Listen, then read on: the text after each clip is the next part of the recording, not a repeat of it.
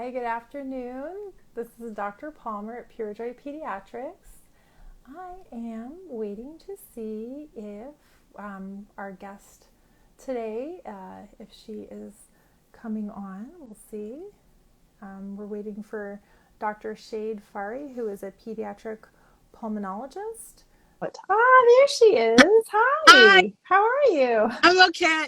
Can you, Thanks so much for joining us. I actually had somebody call in this morning interested to find out what time we were doing this because she was very interested in hearing the content, and I am too. So tell us a little bit about yourself, and then we'll get sure. started. Thank you for having me, Dr. Palmer. I'm Shade Farri. I'm a pediatric pulmonologist, like she said. So everything breathing, lungs, in children. I've worked in New York and New Jersey. I'm opening my practice soon in Northern New Jersey. It will be pediatric pulmonary practice. And I love talking. I'm a parent too, so all things asthma, all things helping kids breathe. And I know how anxious we can be about what's happening. And so it's the season, it's fall, the leaves are changing. And so it's a good time to have this Oh my conversation. goodness, I am so excited to have this conversation with you. I'm a general pediatrician in Portland, Oregon. I'm the founder and physician here at Pure Joy Pediatrics, and a lot of my patients have asthma. And we've been open now for almost a year. And I think this topic came up because I can kind of feel it in my patient population. I think we're all just a little bit nervous as we head into the fall and winter. It was really hard last winter, and I find as a general pediatrician, there's certain families we see a lot of each other over the winter because the kids are busy getting sick. And I guess one of the first questions that came to mind was, so for families whose children have a diagnosis of asthma or who have wheezed in the past, like what can we do as parents to really try to keep them healthy through the fall and winter? I know that's a big question, but I just wondered if I'd love to hear you tackle it. Okay, sure. I think that, we can start, especially because we're focusing on this time of year, we could start with avoiding asthma triggers, particularly the ones that come in the winter season. Okay. So there are many asthma triggers that are year round. But let me start from a place that I think many of us ignore, which is in the home, right? So Oh. understanding that, especially because those do not tend to change with season, but it's very important. So let's go into the home. Let's ensure that dust mites can hide in bedding, in mattresses, and pillows, and couches, and carpeting. Mm-hmm. And so ensuring that we're washing the sheets and the bedding once a week at the minimum, ensuring that carpeting is kept to a minimum, vacuuming often in areas that have carpeting, and then avoiding when someone else is vacuuming or cleaning for the child with asthma. Oh. And for the mattresses and pillows, one thing we also should do is get covering, those hypoallergenic covers. Mm-hmm. Wash the covers often, but also get additional covering. So we could start from there. But the other thing, and tell me when you should stop, because there's many ways. Oh, well, I was going to ask you. So, okay, so my thought is this, like, okay, so my child has asthma and we're always living in the same house. Why is it that the dust mites are a bigger issue as we get into the fall and winter? Like, how does that relate to my child's asthma? If, like, let's say we're stable, we're well controlled, like, how would getting, like, really lowering the dust mite count help the asthma in the fall and the winter? Good question. So I was going to Oh, say, because the exposure to those triggers I set up for what happens in the colder season. So in the cold air is actually a trigger, tells the lungs, the airways, if you think of them like roadways, a network of the airways in the lungs, it triggers it to produce histamine. Is one of those things that the body produces, which makes the breathing pipes tend to swell and be in an inflamed state. So if you're oh. constantly exposed to triggers, comes cold air, right? And in the cold, depending on where we live, it could get really cold.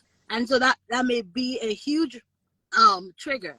And then cold weather is also the time when there's many viruses that are active. Mm-hmm. Last year I mentioned we had the triple demic. But many Right. of these viruses have, the flu comes, RSV was a big, and rhinoenterovirus, we had severe strains like last year. So if you Mm-hmm. put it all together, right, the cold weather, there's many things going on at the same time. And so places we can modify things like homes are a very big deal. We can't change how cold it will get.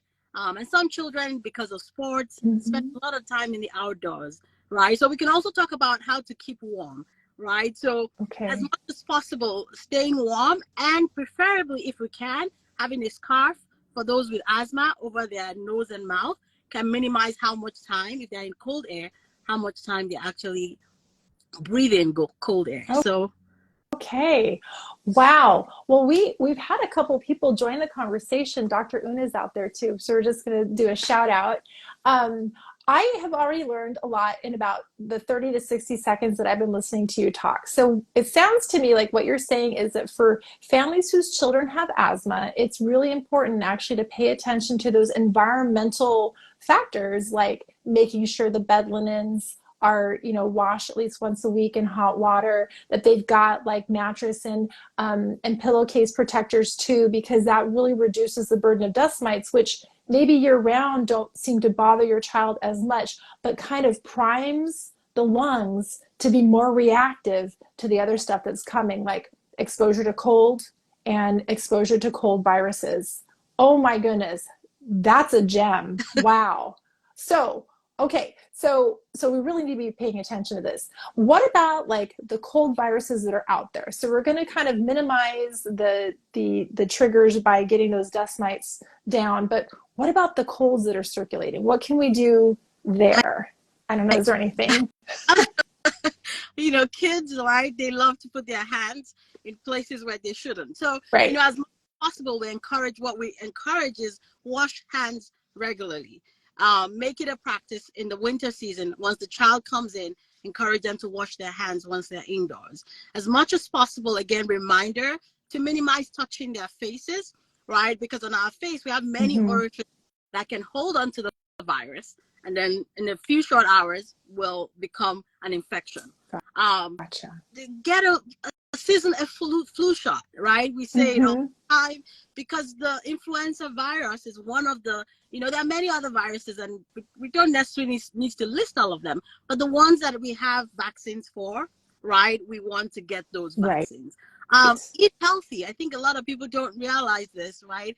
That antioxidants in fruits and vegetables, even in kids, in all of us, but are very good, the best defense mechanism against viruses. Oh, so wow.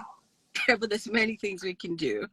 Right. So food is medicine. I'm a big believer in that too. I talk to my patients like, how are you fueling your body? Right. So, oh my goodness, so many good gems out here. We have a couple people watching. I don't know if anybody out there has questions, but feel free to ask questions. Okay, so you've said a couple of things. One, minimize the dust mites in your home with some environmental controls, like control the things you can control, right? Because we can't really control the respiratory season with all those viruses out there, but we can mitigate it by asking our kids to wash their hands and try not to touch their faces, which is a really good habit that, we were learning during the pandemic, but maybe some of our children were too young to learn. Or maybe they just need a reminder. And then you also mentioned cold exposure, like trying to get those kids with asthma to put scarves on to kind of help minimize their exposure to cold. Is it still okay to let them play outside when it's a snow day or an ice day? Like, what do we do? Like, if we know, like, it's a snow day, they're going to go crazy and get cabin fever in the house anyway. Like, besides bundling them up, is there anything else we can do for those kids with asthma so that the cold maybe doesn't trigger their asthma too much and interfere with the sledding? So I think absolutely they should have outdoor time is good for all of us, like you said. So yeah. Getting cabin fever is not good for the child or the parent, right? So I think that if they have asthma medication, if they're already on asthma medication, making sure that they're taking their prescribed medications regularly. So again, adding to that place where they're in a place of control before that exposure, and then take breaks in between. So making snowman or making snow angels, and then taking a break and coming inside so they get warmer air, so that it's not like for a long time where the lungs are exposed to that cold air without getting help. So that makes sense. This is like there's so much gold in this. It's really great. Okay, so you're saying then let's make sure that if they're on medication, that they're taking their medication regularly, even before this cold weather or even like the cold exposure on a snow day, for instance. So, what do you recommend for kids with asthma in terms of like checking in with their doctors about this? Is now a good time to start kind of gearing up and doing those check-ins with either the pulmonologist, the allergist, or the primary care pediatrician? Absolutely, it's better to be proactive, right, with our health. And so, especially, and sometimes people haven't even gotten that diagnosis of asthma, right? Mm-hmm. Or, it hasn't happened, but there's increased symptoms, cough, shortness of breath, some type of problem that has happened in winter season or in the fall in the Mm-hmm. past. It's a good time to mention it to your pediatrician. We can start from there. If they already have a diagnosis, and they're being managed by a specialist, an allergist or a pulmonologist, Mm-hmm. absolutely. A fall is always a good time to go back. We could Okay. get tests, tell you, are you in a good place? Is the plan we have, is it good enough? Or do we need to step it up because we're about Mm-hmm. to high impact season? Yeah. And again, last thing I would mention is don't assume that this thing that is going on is just my asthma. Sometimes people assume they're coughing all night long, they're doing a lot of medications, and people ignore it. So I want to say it's important, like you said, parents should bring it up. Call into your pediatrician, make an appointment, go get seen, and just be proactive. Ask Mm-hmm. those questions so that we're not spending many nights in emergency rooms when we could have made. Right. Yeah, no, that's actually a really, really good suggestion. I usually, if I have patients that have really had some pretty big issues with asthma, some of them are seeing allergists, some of them are seeing pulmonologists, and we usually try to space it out so that they're doing a follow-up, around this time of year with the pulmonologist or the allergist. But I have plenty of patients that don't need to see an allergist per se or a pulmonologist, and I think now is a good time for them to start coming in to kind of make sure they have enough refills, make sure that they're not having symptoms that could be managed a little bit better. Which leads me to another question, and maybe my last question, before I let you go, is do you anticipate there being any issues with being able to fill asthma medications this fall and winter? Did you see any of that last year? Oh, absolutely. Last year we had that unfortunate incident where albuterol, there was a shortage. I know that Okay. this because of that, the pharmaceuticals have companies are making an effort this winter that doesn't happen. Okay. So but you were already right. I think people should look now at their rescue medications and make sure the expiry date that is not Mm-hmm. expired. That's also something that happens. So before we need it, we want to make sure it's not expired. And if we need a Mm-hmm. refill, we should be doing that now, right? We should be Okay. calling into the pediatrician. And then Okay. the next thing is also to have them in all those settings where they could be needed, Right. right? So if the child sports, we should want to make sure there's one in the backpack or in the sports pack. If Mm-hmm. the school nurses should have one and the plan. And so I think it's a good time to check on our medicines. Mm-hmm. And that way we have some leeway before there's an actual emergency and we need them. Oh, right. That's brilliant because if you make sure that everybody that the child, whatever stopovers a child has, like grandma's house or school, and the school nurse has it, and then you have one at home, like if for some reason there was a shortage, you at least have three other people that you've distributed the inhaler to. Oh, that's brilliant. I love it. Well, and this question is actually really salient because I had a patient last week that I prescribed an inhaler for the first time, and an inhaler and a spacer. And the mother said it took 2 hours to fill the prescription, and that really kind of jogged my memory about last year. And I was like, oh goodness, do we think we're going to see this again? And I mean, even last year, on top of that, we had an antibiotic shortage. So I don't bring up the question to make everybody run to the pharmacy and refill, but I do think it's good to have at least like one active inhaler and then to have one refill on standby at home just in case you lose it. Or I have families that travel and they forget to take the inhaler with them. So guys, if you're out there and you're going to travel for New Year's, for Thanksgiving, for Christmas, make sure you take your inhaler with you because it may be hard to find one wherever you're going. Oh my goodness, so many gems in this. Dr. Farri. Is there anything else that you can think of that would be helpful to our listeners out there as they prepare for, hopefully it's not going to be as bad as last year, but as they prepare their kids for with asthma for this fall and winter season, is there anything, any last tidbits that you would share with the followers out there?